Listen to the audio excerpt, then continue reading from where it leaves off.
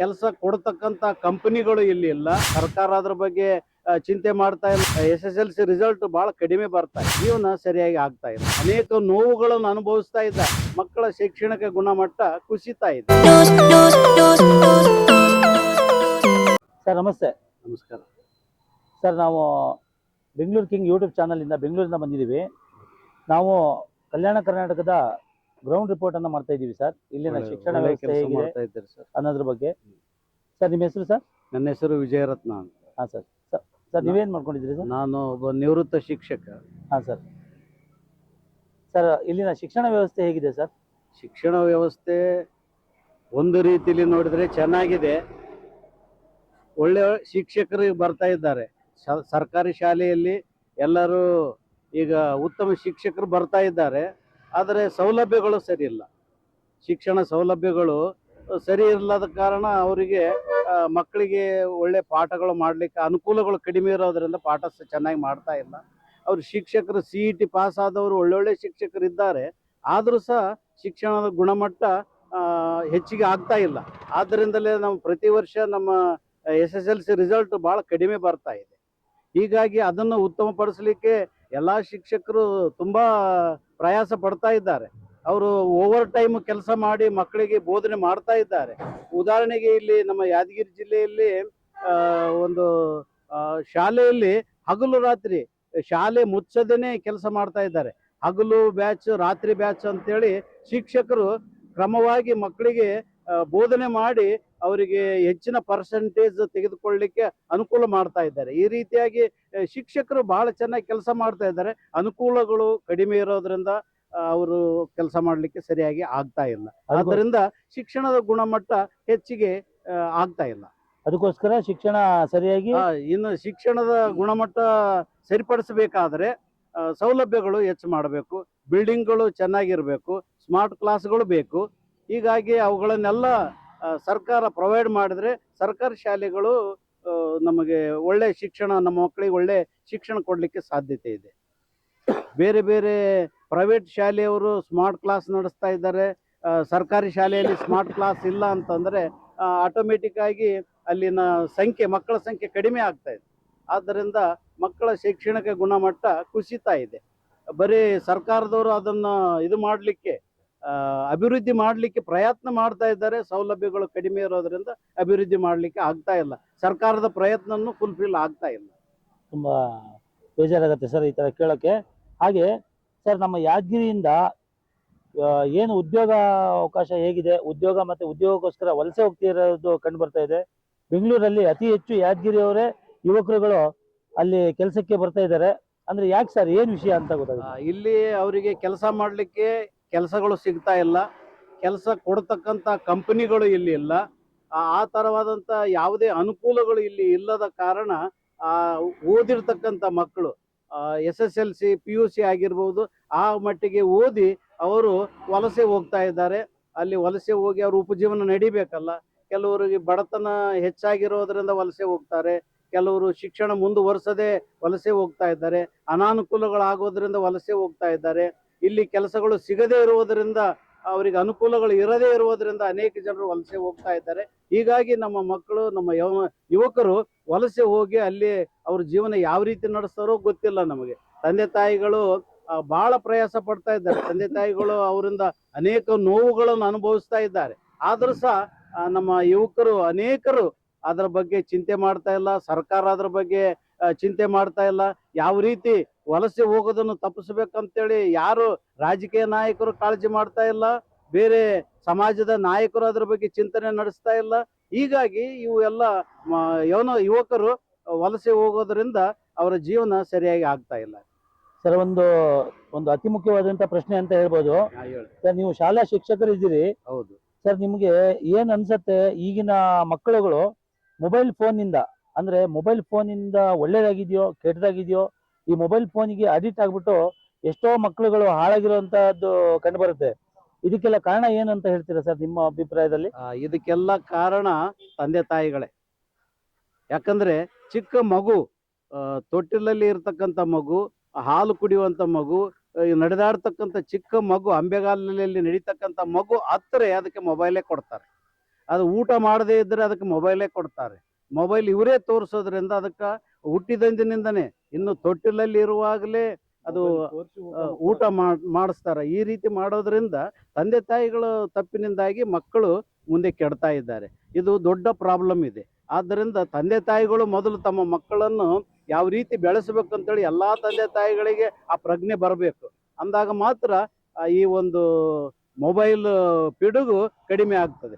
ಮಕ್ಕಳು ಉದ್ಧಾರ ಆಗಲಿಕ್ಕೆ ಸಾಧ್ಯತೆ ಇದೆ. ಮುಂದೆ ಮಕ್ಕಳು ಸರಿ ಹೊಂದಲಿಕ್ಕೆ ಸಾಧ್ಯತೆ ಇದೆ. ಅದೇ ಮಕ್ಕಳು ಚಿಕ್ಕ ಮಕ್ಕಳು ಇರುವಾಗಲೇ ಅವರಿಗೆ ಮೊಬೈಲ್ ಅಭ್ಯಾಸ ಆಗೋದ್ರಿಂದ ದೊಡ್ಡವರಾದ ಮೇಲೆ ಅವರಿಗೆ ಮೊಬೈಲ್ ಬೇಕೇ ಬೇಕು. ಯಾವ ಈಗ ಜನಸಂಖ್ಯೆಗಿಂತಲೂ ಮೊಬೈಲ್ಗಳ ಸಂಖ್ಯೆ, ವಾಹನಗಳ ಸಂಖ್ಯೆ ಹೆಚ್ಚಾಗಿದೆ. ಈ ರೀತಿಯಾಗಿ ಎಲ್ಲ ಕಲುಷಿತ ವಾತಾವರಣ ಇರೋದ್ರಿಂದ ಮಕ್ಕಳ ಬೆಳವಣಿಗೆನೂ ಸರಿಯಾಗಿ ಆಗ್ತಾ ಇಲ್ಲ. ಈ ಎಲ್ಲ ಅನಾನುಕೂಲತೆಗಳಿಂದ ಮಕ್ಕಳ ಅಭಿವೃದ್ಧಿ ಅಂದ್ರೆ ಅವ್ರ ಬೆಳವಣಿಗೆನೂ ಸರಿ ಆಗ್ತಾ ಇಲ್ಲ, ಅವ್ರ ಜ್ಞಾನಾರ್ಜನೆನೂ ಸರಿ ಆಗ್ತಾ ಇಲ್ಲ. ಈ ಎಲ್ಲ ಸಮಸ್ಯೆಗಳನ್ನು ತಂದೆ ತಾಯಿಗಳು ಕುಟುಂಬದಿಂದಲೇ ಬಗೆಹರಿಸಬೇಕು. ಸರ್, ಇತ್ತೀಚೆಗೆ ರಾಜ್ಯ ಸರ್ಕಾರ ಮೊಬೈಲ್ ಫೋನ್ ಮಕ್ಕಳಿಗೆ ಬ್ಯಾನ್ ಮಾಡಬೇಕು ಅಂತೇಳಿ ಒಂದು ಒಂದು ಒಂದು ಏನು ಯೋಜನೆಯನ್ನ ಮುಂತಂದಿದೆ. ಅದು ಒಳ್ಳೆ ವಿಚಾರ. ಒಳ್ಳೆ ವಿಚಾರ, ಸರಿ ಸರ್. ಆದ್ರೂ ಎಷ್ಟರ ಮಟ್ಟಿಗೆ ಇದು ಸರಿ ಆಗ್ಬೋದು ಸರ್? ಆಗತ್ತಾ? ಅದು ಒಂದೇ ವರ್ಷದಲ್ಲಿ ಆಗ್ಲಿಕ್ಕೆ ಸಾಧ್ಯ ಇಲ್ಲ. ಅದಕ್ಕೆ ಸಮಯ ಬೇಕು. ಮೊದಲು ಎಜುಕೇಟ್ ಮಾಡಬೇಕು. ಕುಟುಂಬದಿಂದಲೇ ಅದು ಶುರು ಆಗಬೇಕು. ನಮ್ಮ ಮಕ್ಕಳನ್ನು ನಾನು ಯಾವ ರೀತಿ ಬೆಳೆಸಬೇಕು, ಜವಾಬ್ದಾರಿಯುತ ತಂದೆ ತಾಯಿಗಳು ತಮ್ಮ ಮಕ್ಕಳನ್ನು ಬೆಳೆಸುವ ರೀತಿಯನ್ನು ಮೊದಲು ಕಲಿತುಕೊಳ್ಬೇಕು, ಅದನ್ನು ಅರಿತುಕೊಳ್ಬೇಕು. ಅಂದಾಗ ಮಾತ್ರ ಮುಂದಿನ ದಿನಗಳಲ್ಲಿ ನಮ್ಮ ಮಕ್ಕಳನ್ನು ನಾವು ಚೆನ್ನಾಗಿ ಬೆಳೆಸಲಿಕ್ಕೆ ಸಾಧ್ಯತೆ ಇದೆ. ಬರೀ ಸರ್ಕಾರದವರೇ ಕಾನೂನು ಮಾಡಿದರೆ ಸಾಲದು. ಕಾನೂನು ಒಂದೇ ಮಾಡ್ತಾರೆ, ಅದು ಜಾರಿಗೆ ಬರ್ಬೋದು, ಬರ್ಲಿಕ್ಕಿಲ್ಲ. ಪಾಲನೆ ಮಾಡ್ಬೋದು, ಮಾಡ್ಲಿಕ್ಕಿಲ್ಲ. ಆದರೆ ತಂದೆ ತಾಯಿಗಳು ತಮ್ಮ ಮಕ್ಕಳನ್ನು ಯಾವ ರೀತಿಯಾಗಿ ಬೆಳೆಸಬೇಕು, ತಮ್ಮ ಕುಟುಂಬದಲ್ಲಿ ಅವರ ಅಭಿವೃದ್ಧಿ ಯಾವ ರೀತಿಯಾಗಿ ಆಗ್ಬೇಕು ಅಂತೇಳಿ ಇವರು ಚಿಂತನೆ ಮಾಡಬೇಕು. ಅಂದಾಗ ಮಾತ್ರ ಮಕ್ಕಳ ಬೆಳವಣಿಗೆ ಒಳ್ಳೆಯ ರೀತಿಯಿಂದ ಆಗ್ಲಿಕ್ಕೆ ಸಾಧ್ಯತೆ ಇದೆ. ಮೊಬೈಲ್ನಿಂದ ಮಕ್ಕಳನ್ನು ದೂರ ಇಡಲಿಕ್ಕೆ ಸಾಧ್ಯತೆ ಇದೆ. ಇಲ್ಲದಿದ್ರೆ ಕಷ್ಟ ಆಗ್ತದೆ. ತುಂಬಾ ಬೇಜಾರಾಯ್ತು ಸರ್. ಸರ್, ಇಲ್ಲಿ ಆರೋಗ್ಯ ವ್ಯವಸ್ಥೆ ನಿಮ್ಮ ಯಾದಗಿರಿ ಜಿಲ್ಲೆ ಸುತ್ತಮುತ್ತಲಲ್ಲಿ ಆರೋಗ್ಯ ವ್ಯವಸ್ಥೆ ಹೇಗಿದೆ ಸರ್? ಆರೋಗ್ಯ ವ್ಯವಸ್ಥೆ ಅಂತಂದ್ರೆ ಇಲ್ಲಿನ ವಾತಾವರಣ, ನೀರಿನಲ್ಲಿರ್ತಕ್ಕಂಥ ಕಲುಷಿತ ನೀರಿನಿಂದಾಗಿ ಯಾಕಂದ್ರೆ ಇದೇ ಯಾದಗಿರಿನೇ ತಗೊಳ್ರಿ, ಎಲ್ಲಾ ಚರಂಡಿ ನೀರು ಅದೇ ನದಿಗೆ ಹೋಗ್ತಾ ಇದೆ. ಅದೇ ನದಿ ನೀರನ್ನೇ ಇಡೀ ಯಾದಗಿರಿ ಪಟ್ಟಣಕ್ಕೆ ಸರಬರಾಜು ಮಾಡ್ತಾ ಇದ್ದಾರೆ. ಅದನ್ನು ಎಷ್ಟೋ ಜನ ಅಬ್ಜೆಕ್ಷನ್ ಮಾಡಿದ್ದಾಗ್ಯೂ, ಎಷ್ಟೋ ಇವರ ರಾಜಕೀಯ ನಾಯಕರ ಗಮನಕ್ಕೆ ತಂದಾಗ್ಯೂ ಇಲ್ಲಿವರೆಗೆ ಯಾರು ಮಾಡಿಲ್ಲ. ಆದ್ದರಿಂದಾಗಿ ನಾವು ಯಾದಗಿರಿ ಪಟ್ಟಣದ ಜನರೆಲ್ಲ ಕಲುಷಿತ ನೀರನ್ನು ಸೇವಿಸ್ತಾ ಇದ್ದೇವೆ. ಹೀಗಾಗಿ ಕಲುಷಿತ ನೀರನ್ನು ನಾವು ಸೇವಿಸ್ತಾ ಇರುವುದರಿಂದ ಇಲ್ಲಿ ನೀರಿನ ವ್ಯವಸ್ಥೆ ಸರಿಯಾಗಿ ಇಲ್ಲ ಅಂತೇಳಿ ನಾನು ಹೇಳಲಿಕ್ಕೆ ಬಯಸ್ತೇನೆ. ಸರ್, ಮತ್ತೆ ಇಲ್ಲಿನ ಆಸ್ಪತ್ರೆ ಮತ್ತೆ ವೈದ್ಯಕೀಯ ವ್ಯವಸ್ಥೆ ಹೇಗಿದೆ ಸರ್? ಅಲ್ಲ, ಎಲ್ಲ ಚೆನ್ನಾಗಿದೆ. ಸರ್ಕಾರ ಒಳ್ಳೆಯ ವ್ಯವಸ್ಥೆಗಳನ್ನು ಕೊಟ್ಟಿದ್ದಾರೆ, ಮಾಡ್ತಾ ಇದ್ದಾರೆ. ಅವರು ಪ್ರಯತ್ನ ಮಾಡ್ತಾ ಇದ್ದಾರೆ. ಒಳ್ಳೊಳ್ಳೆ ಆಸ್ಪತ್ರೆಗಳು ಈಗಾಗಲೇ ಬಂದಿವೆ. ಮೆಡಿಕಲ್ ಕಾಲೇಜು ಸರ್ಕಾರದವರು ಇಲ್ಲಿ ಕೊಟ್ಟಿದ್ದಾರೆ. ಅದೆಲ್ಲ ಒಳ್ಳೆಯದೇ. ಆದರೆ ಈ ಉಪಯೋಗ ಸರಿಯಾಗಿ ಆಗ್ಬೇಕು. ಅದು ಉಪಯೋಗ ಸರಿಯಾಗಿ ಆಗದೇ ಇರುವುದರಿಂದ ಇನ್ನೂ ಅದು ಬೆಳಕಿಗೆ ಬಂದಿಲ್ಲ. ಅನೇಕರಿಗೆ ಅದರದ ಉಪಯೋಗ ಆಗ್ತಾ ಇಲ್ಲ. ಕೆಲವರಿಗೆ ಅಷ್ಟೇ ಅದರ ಉಪಯೋಗ ಆಗ್ತಾ ಇದೆ. ತುಂಬಾ ಪಾರದರ್ಶಕವಾಗಿ ಹೇಳಿದಿರಿ ಸರ್. ಎಷ್ಟೋ ಜನ ಮೂಢನಂಬಿಕೆಯಲ್ಲಿ ಇದ್ದಾರೆ, ಸರ್ಕಾರ ಮಾಡ್ತಾ ಇಲ್ಲ ಅಂತ. ಆದ್ರೆ ನೀವು ಸರಿಯಾಗಿ ಹೇಳಿದಿರಾ, ಸರ್ಕಾರ ಮಾಡಿದೆ, ಆದ್ರೆ ಉಪಯೋಗ ಆಗ್ತಾ ಇಲ್ಲ, ಅದರ ಸರಿಯಾದ ಬಳಕೆ ಆಗ್ತಾ ಇಲ್ಲ ಅಂತ ನೀವು ಜನರಲ್ಲಿ ಪ್ರಜ್ಞೆ ಬರ್ಬೇಕು ಸರ್. ಹೌದು ಸರ್. ನಾವು ನಮ್ಮ ಕರ್ತವ್ಯಗಳನ್ನು ಮರೆತು ನಮ್ಮ ಹಕ್ಕುಗಳನ್ನು ಕೇಳ್ತಾ ಇದ್ದೇವೆ. ಹಕ್ಕುಗಳನ್ನು ಕೇಳಬೇಕು. ಸಂವಿಧಾನ ನಮಗೆ ಹಕ್ಕು ಕೇಳಲಿಕ್ಕೆ ಅವಕಾಶ ಕೊಟ್ಟಿದೆ. ಆದ್ರೆ ಅದ್ರ ಜೊತೆಗೆ ನಮ್ಮ ಕರ್ತವ್ಯಗಳು ಏನಂತ ನಾವು ತಿಳ್ಕೊಳ್ಬೇಕು. ನಮ್ಮ ಕರ್ತವ್ಯಗಳನ್ನು ಎಲ್ಲಾ ನಾಗರಿಕರು ನಮ್ಮ ಕರ್ತವ್ಯಗಳನ್ನು ಅರಿತುಕೊಂಡು ಮಾಡಿದ್ರೆ ಸರ್ಕಾರದ ಎಲ್ಲಾ ಒಂದು ಪ್ಲಾನ್ಗಳು ಸಕ್ಸಸ್ ಆಗ್ಲಿಕ್ಕೆ ಸಾಧ್ಯ. ಯೋಜನೆಗಳೆಲ್ಲ ಎಲ್ಲ ಯೋಜನೆಗಳು ಸರಿಯಾಗಿ ನಡೀತವೆ. ಅವುಗಳ ಜೊತೆ ನಾವು ಕೈ ಜೋಡಿಸ್ಬೇಕು, ಅವರಿಗೆ ಸಹಾಯ ಮಾಡಬೇಕು. ಅಂದಾಗ ಮಾತ್ರ ಅವು ಸಕ್ಸಸ್ ಆಗ್ತದೆ. ಸರ್, ಯಾದಗಿರಿ ಜಿಲ್ಲೆ ಇಷ್ಟೊಂದು ಜಿಲ್ಲೆ ಅಂತ ಅನ್ಸ್ಕೊಳ್ಳುತ್ತೆ. ಇಷ್ಟು ದೊಡ್ಡ ಜಿಲ್ಲೆ ಇದು ಸರ್. ಒಂದು ಸುಂದರವಾದಂತ ವಾತಾವರಣ, ಅಂದ್ರೆ ಇಲ್ಲಿನ ಒಂದು ಜಾಗದ ವ್ಯವಸ್ಥೆ ನೋಡಿದ್ರೆ ಇಲ್ಲಿ ಏನ್ ಬೇಕಾದ್ರೂ ಮಾಡ್ಬೋದು. ಅಂದ್ರೆ ಒಂದು ಪರಿಸರ ಆಗ್ಲಿ, ಗಾರ್ಡನ್ ಆಗ್ಲಿ, ಈ ರಸ್ತೆ ಬದಿಗಳಲ್ಲಿ ಒಂದು ಗಿಡಗಳನ್ನೆಲ್ಲ ನೆಟ್ಬಿಟ್ಟು ಸುಂದರ ಒಂದು ಪರಿಸರವನ್ನು ನಿರ್ಮಾಣ ಮಾಡ್ಬೋದು. ಆದ್ರೆ ನೀವೇನ್ ಹೇಳ್ತೀರಾ ಸರ್ ಇದ್ರ ಬಗ್ಗೆ? ಇದಕ್ಕಾಗಿ ಸರ್ಕಾರ ಪ್ರತಿ ವರ್ಷ ಮಳೆಗಾಲ ಬಂದಾಗ ಗಿಡ ನೆಡ್ತದೆ, ಮರಗಳನ್ನು ನೆಡ್ತಾ ಇದ್ದಾರೆ. ಅವರು ಮಾಡ್ತಾ ಇಲ್ಲ ಅಂತ ಅವ್ರನ್ನ ನಾವು ಬ್ಲೇಮ್ ಮಾಡೋದಿಲ್ಲ. ಪ್ರತಿ ವರ್ಷ ಮಾಡ್ತಾರೆ. ಅದಕ್ಕೆ ಪ್ರೊಟೆಕ್ಷನ್ ಇರೋದಿಲ್ಲ.